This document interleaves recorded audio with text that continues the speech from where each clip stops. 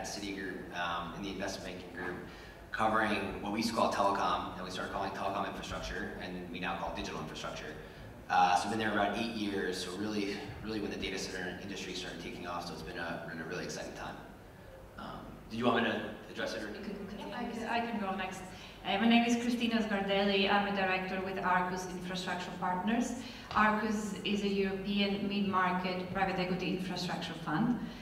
We focus on the value add and core plus space, which in the context of digital infrastructure used to mean towers, but nowadays it mostly means FTTH, data centers, and broadly connectivity.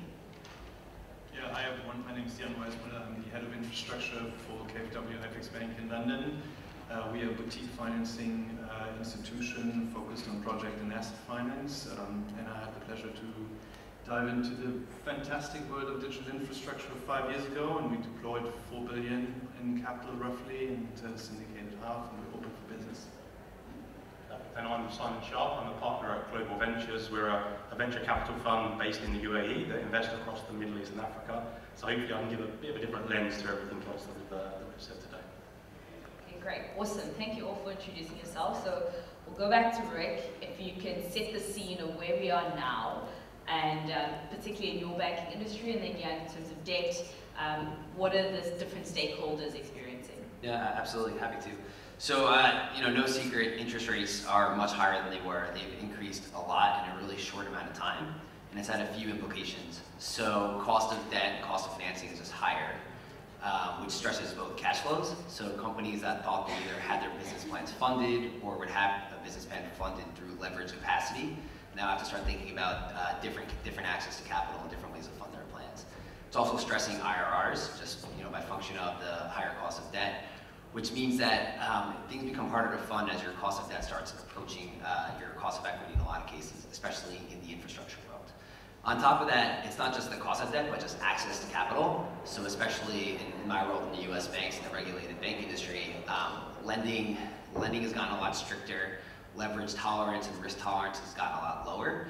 So it's created a lot of challenges, but also created a lot of opportunities.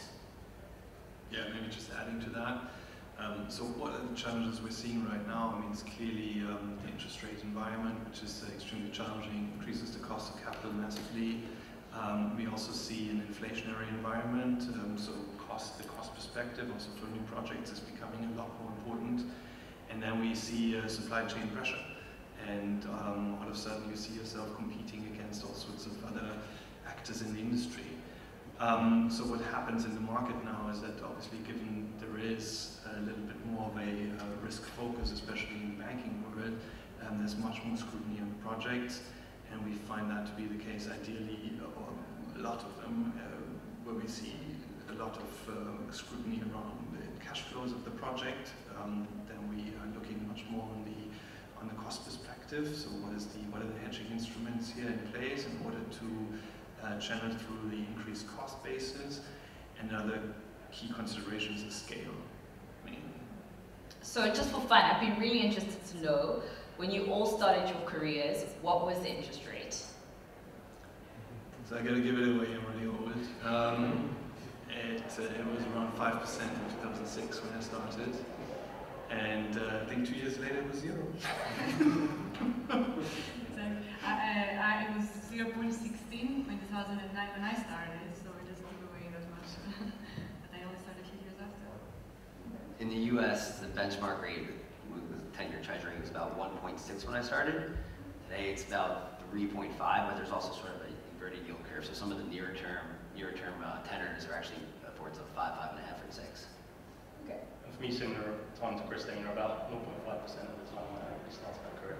Okay, I think that's so interesting just to see how the rates have changed over the past couple of years, but also just emphasizing how much we need to start understanding debt more and more, especially in terms of facilitating transactions and putting together structures that are efficient. So just Simon, if you've got an alternative view on everything as somebody from venture capital, I find that super exciting. So just give us just a perspective from a funding landscape and perspective from that space.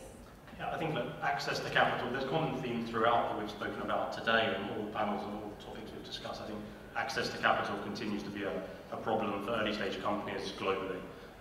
In the Middle East and Africa, I think there's probably more liquidity there than other markets at the moment. But it's been interesting today to draw some parallels into the tech industry and what the digital infrastructure industry can pull into that. And I think it's highlighted to me the importance on tech, on the digital infrastructure side and the data center side. The likes of OpenAI, they wouldn't exist without that venture funding in place. And so for me, it's highlighted that importance that needs to come across.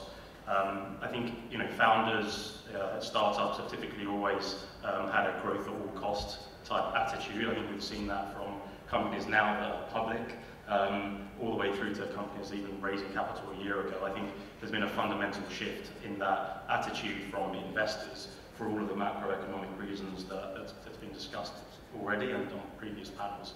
And so that's shifted that attitude from founders and investors and the way they look, looking for more cash flow positive, break-even businesses that are more fundable. That's had a knock-on impact to the valuations that we look at companies. It's an attractive thing for investors such as ourselves because they've come down to more rational levels, which is really helpful. But that's also meant that there's less liquidity in the market as investors have held back, waiting to see more of these companies in that position with the right business model. And we all saw that with what happened with SVB. That was an element of what took place based on their lack of funding going into startup that was thrown through to deposits. That wasn't obviously the full story, but it was definitely an element of it. And so we see a common trend throughout.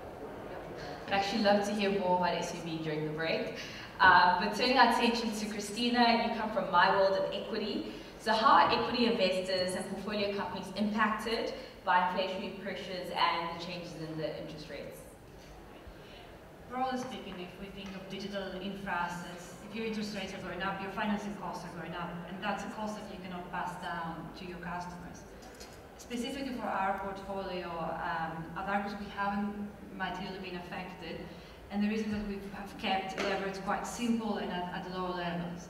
At Arcus we invest at these earlier stage, more high growth companies. And for example, think about a portfolio of towers back in 2008, FTTH in 2018, and more recently a regional data center platform in the DACH regions, but again, small, edgy type of data centers.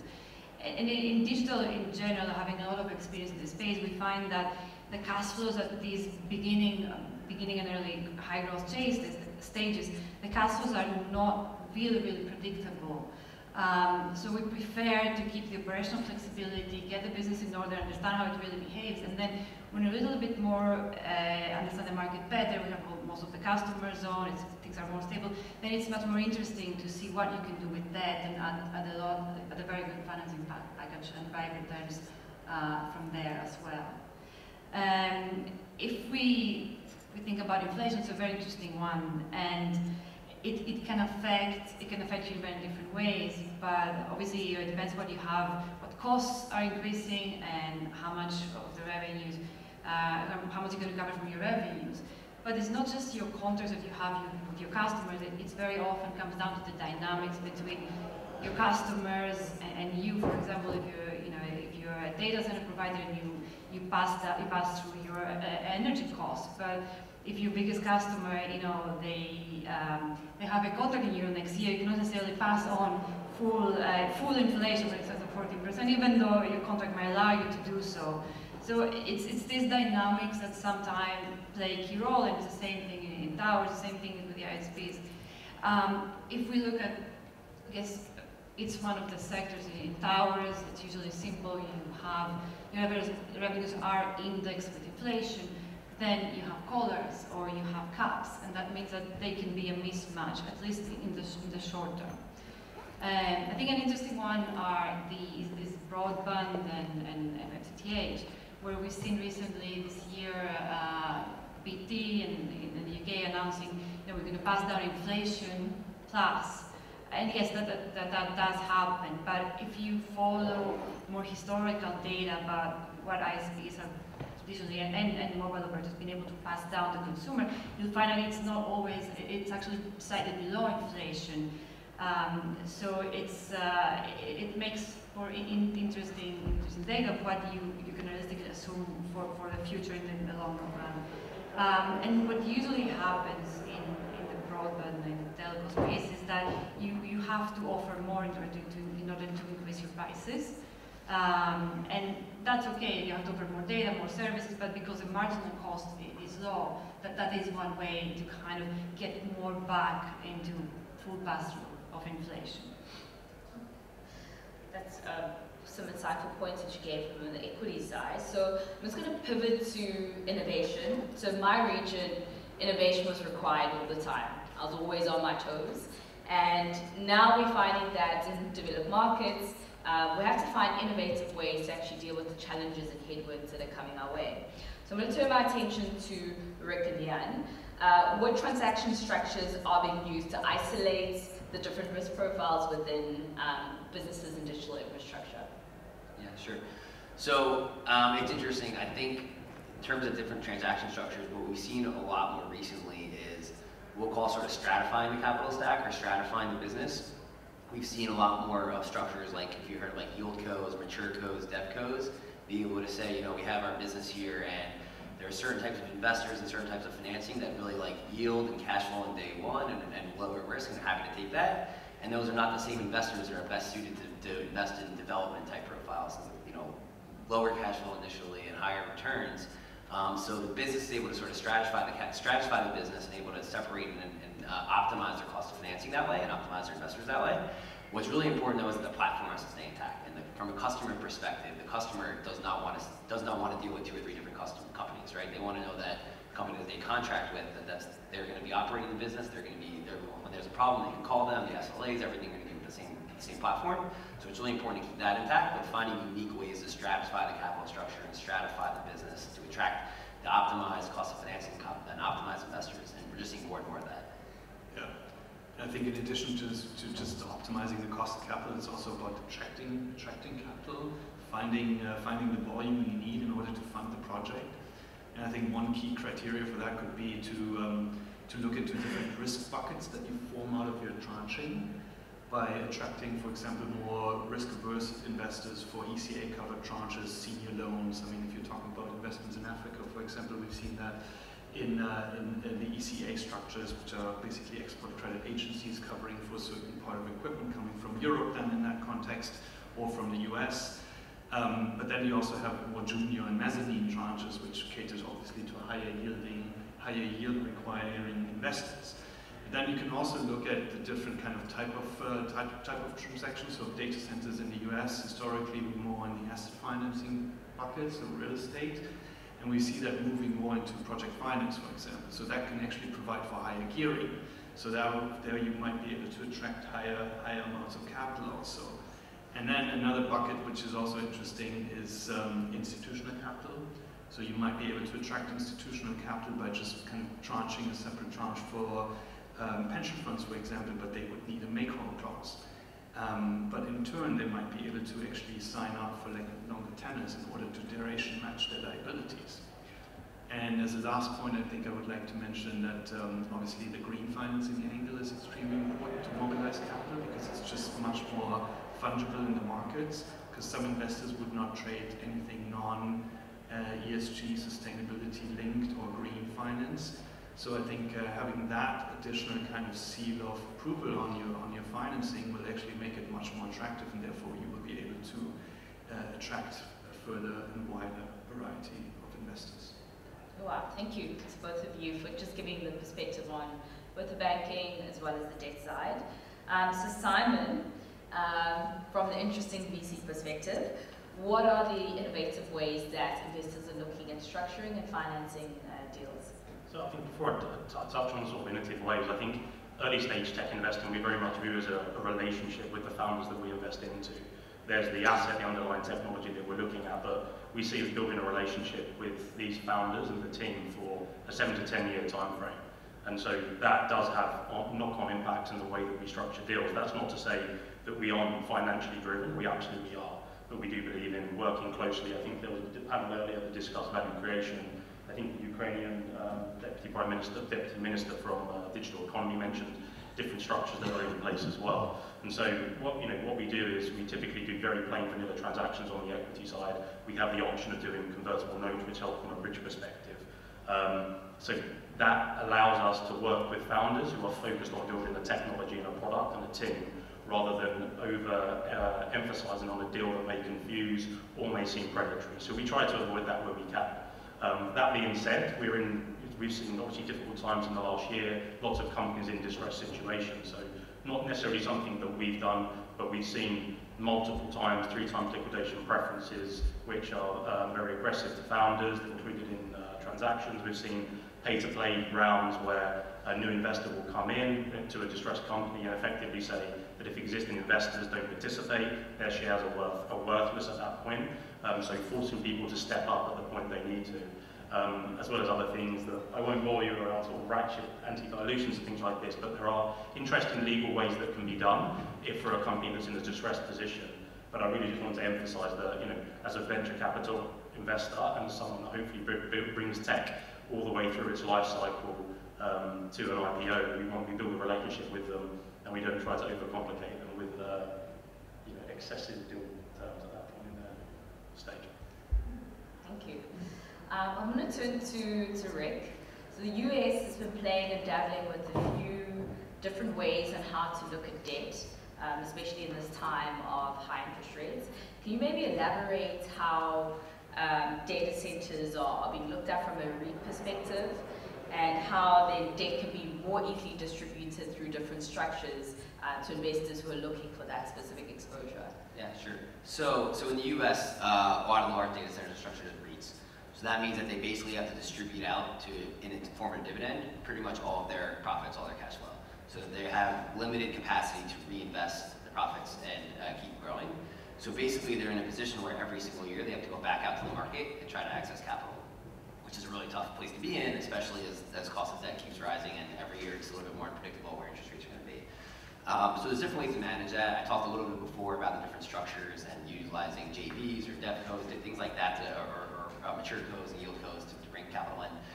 One product that's becoming more prominent is like securitizations. So we've seen the ABS market and the CMBS market, and typically just the way that they're structured, they're more complicated and a little bit more rigid, but you're able to achieve much higher leverage at much lower cost of financing. So a lot of data center operators are using those structures, which is unique and something we didn't see a few years ago, all the way from the hyperscale players and even down to the retail players in the US, which a couple years ago, if you would have said a retail data center player having access to a securitization, it wouldn't have resonated, but it's becoming much more prominent today. Yeah, do you feel like those structures that you're using in the US, like such as securitization, can be taken to other parts of the world? No, it's an interesting question. I think it can be. I think generally comparing the US versus Europe, generally Europe has been more conservative on leverage and more conservative on debt for the most part. So they haven't seen it as prominent as these more aggressive structures. But I think definitely we started seeing interest in investors who are saying, hey, we really like this asset class, we really like investing in these types of assets. Where can we do more of it? How can we do more of this? And Europe seems like a natural extension. Okay, thank you. Christina, so we've discussed from a VC perspective, debt, banks. It seems like there's so much change that's required from all these different stakeholders on how they address issues as well as do investments. So what kind of skills do you think the market or the industry needs to bring forth in order to be able to thrive in this new economy? From an equity, I'm going to speak from an equity investor perspective first and then move down to the operational level. I think from an equity investor perspective, one of the key skills is to maintain flexibility. In a changing environment, often you have to ask yourself, am I now taking more risk than I were taking before? And if that is the case, you have to be able to reassess whether the return thresholds that you are asking, especially where debt is, are they the right thresholds, even if it is for the same assets as before. So having the mentality to make the adjustment, you need to think about how things are different now. I guess the second skill that's very, very important is active asset management, and that was mentioned earlier in one of the panels under M&A. The ability to work closely with management teams, be able to regularly sit down with them and reassess the environment, see what else we can do, have a proper incentivization scheme in place, having alignment of incentives is one of the ways that you can drive value. It's even more important in this environment. Perhaps I can talk about the skills at the operator level. In data centers, but also in fiber, we found that commercialization skills within the company are key. Having a focus on marketing, on commercialization is quite crucial to driving your revenue generation, and that we think more so that initially anticipated by investors who enter the digital space. And then lastly, a very important skill is having the technical skills, often in-house, technical and also the project development skills. Especially see that in fiber, a lot of projects are struggling because of just it's not that straightforward to build a project. Like there's delays, there is the local element, there are all of these things, and having the ability to have a team in place who's experienced, has built something before, is able to work with the contractors, make sure that they reserve their capacity for you. All of these things, being able to make the right design decisions at the company level, it can really make a big difference in how your investments fare. Couldn't agree more on flexibility. That's what I say to the kids: curiosity and flexibility. Learn and adapt. I think, Christina, you touched on such a great point about commercialization. I've personally experienced this where if you don't really have the commercialization skills within your team, it just makes the viability of that business and your model and your projections just that much more harder to achieve. So thank you for bringing that to light. So Simon, you on same coin but different side. Anything different? Anything to add from what Christina's just mentioned? No, I think it's a spectrum. So I look at my partners and I, we've got 55 investments across stage, from early companies through to Series B, C. We sit on the boards with almost all of these companies. And so, sort of reflecting on some of the conversations that we have with them, I think the only thing I'd add is around, a cost rationalization. That's what we've seen. We've gone into the businesses and said, where do you expect to be within the next 12 months? What's your cash runway? Back to the point on the available liquidity in the markets and the ability to raise more capital. And that problem exists across asset classes right now. So the only thing further to add would be that they would have to make difficult decisions and actually scale back at certain points in time, whilst not trying to hit revenue as a result of that. Then obviously we've seen that in some much larger tech companies, the likes of Meta and others that are letting mass amounts of their workforce go in a similar situation. I'll say on the positive side of all of this is we see a large amount of talent on the tech side coming out into the market, and with all of the conversation around AI and the amount of generative AI technology that's happening so fast, we're seeing good opportunities to invest into at good valuations. So that's positive on the whole thing. Looking optimistic. So on the previous panel, they discussed the role of government in the digital infrastructure space. So I'm going to look to you, Jan, to say, is there an opportunity for more public-private partnerships, especially in this time that we're dealing with? Is there a way that we can help each other to get through the rough time? You would actually think so, right? I mean, this massive public infrastructure overhang in terms of which needs to be built and created. But even in times where budgets were really constrained and you wouldn't see, you would actually have, you would think that there is a massive need for PPPs. We didn't really see much. So I was actually part of the last PPP here in the UK, which was the Silvertown Tunnel, and that's already almost 5 years ago that we closed that transaction. And nothing has been happening in the meantime. I think sponsors are also looking for higher returns and higher yields, as we heard before. So PPPs are generally really low yielding, given the government is the backstop here and the cash flows coming from the government. And the risk offloading towards the private sector has been pushed a little aggressively over the years, so the risks now stuck with the PPCs and the construction companies are actually substantial. And I'm not so sure how that kind of works in today's environment, honestly. Obviously, public tendering is a very tedious process. It takes a while. Also, from a financing point of view, you still need to follow various trees in order to have a chance.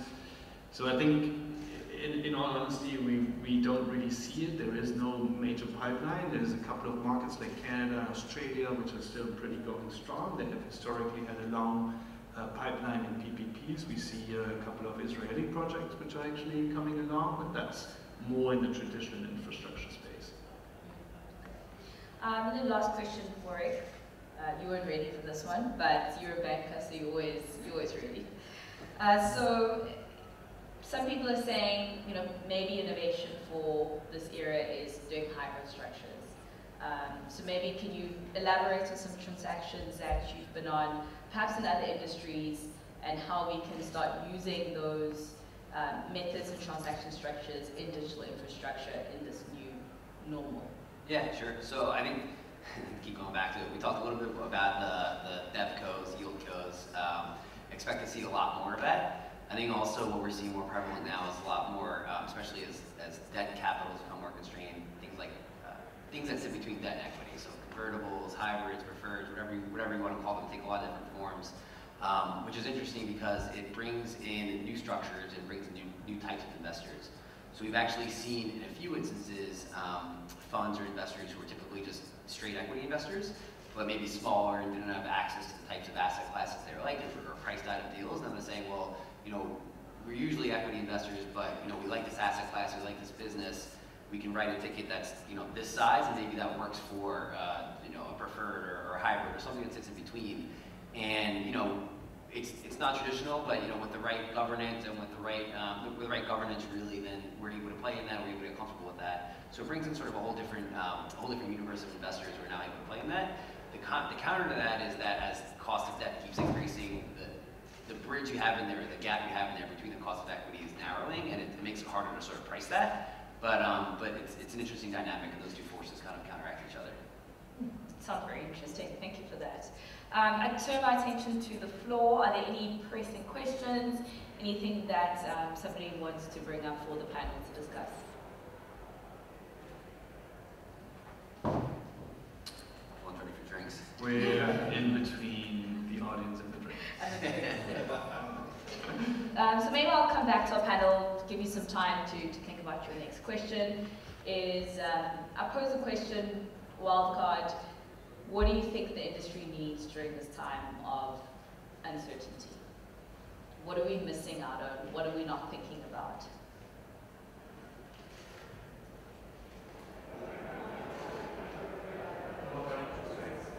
Yeah. Any suggestions, Simon, for the VC space?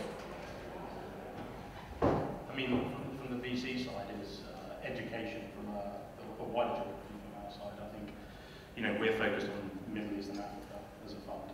I think understanding that there's 2 billion people in that region, understanding that there's 60% of the population under the age of 13, understanding that it's 85 to 90% mobile penetration. I'll take it back very much to our story rather than the digital infrastructure as a whole. But I'm sure, again, there's education pieces across the board there. I think that's what can make a big difference from a funding environment which drives everything else. What I'd say is this, I'd say someone mentioned lower interest rates. I think what would be helpful is like stabilization and just some certainty. So I think it's taken a while to understand that maybe the rate environment that we're in is going to be more permanent, and we're not going to go back to 0, 1% interest rates. So not necessarily needing to go all the way back to lower interest rates, but just a stabilization. That way you get more certainty on what the future looks like. And when you have more certainty, you're more willing to access capital and able to take on new projects. So I think the stabilization of interest rates would.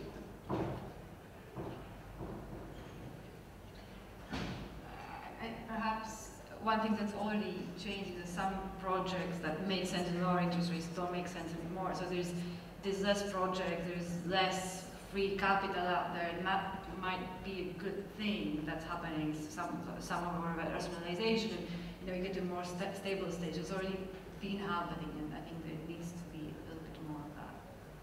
Yeah, from our point of view, I think what's really crucial is also having a really good view on the regulatory environment and understanding the drivers and dynamics behind it. I mean, not only on the ESG side, on the sustainability side, where we actually might face some stranded assets over time, depending on how the emission requirements evolve, but also from a banking point of view. I mean, for example, if you're looking at the US, I think you have actually much higher requirements in terms of leverage.